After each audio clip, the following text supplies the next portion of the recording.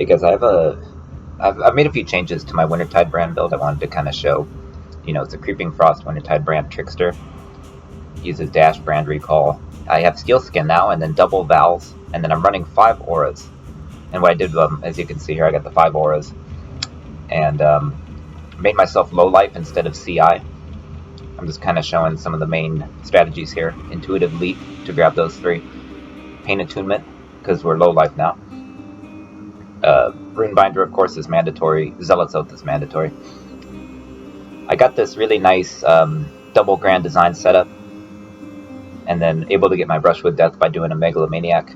Then with, of course, Deep Chill, Blanketed Snow, Disorienting Display, Energy from Naught. I won't go over all the details. I switched to Rime Gaze, which gives increased stages. I got rid of this here, the Deodar's Scorn. It's better on bosses that way. Vixen's Entrapment lets me get the double curse. And generally I'm going to run this tier 16 here. I'm running this replica Tyree's Truth, by the way. But what I want to do is 60% less effective curses on monsters. So, tier 16 Forge of the Phoenix, but I'm a double curse build. I just want to show that this build can do 60% less effective curses just fine. But yeah, the replica Hyres lets me get Hatred and lets me have the 5 aura setup.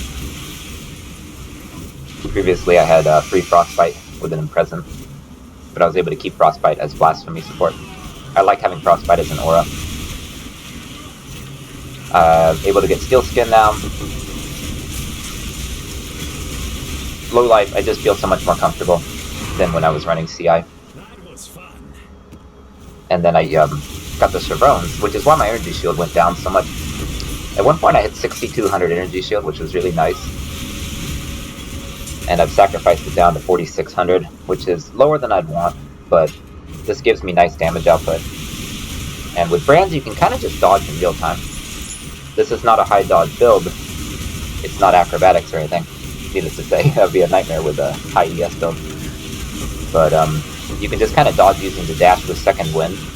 And because you do so much damage, and because the stages go up to 24 stages now, you get more cold. Like, when it says like 30,000, whatever, 30,000 cold damage over time, that's, each stage is every 0.12 seconds. What's that? Shaper item. Every 0.12 seconds it increases the stage as it's attached to the enemies. Use brand recall to pull it forward. Different playstyle. Your left click then would be Creeping Frost. It actually now feels a little better than my Occultist last week, which was also low life, but gave me free Malediction. I've lost that, and I lost my freeze and cold immunity, so I put that on one of my flasks.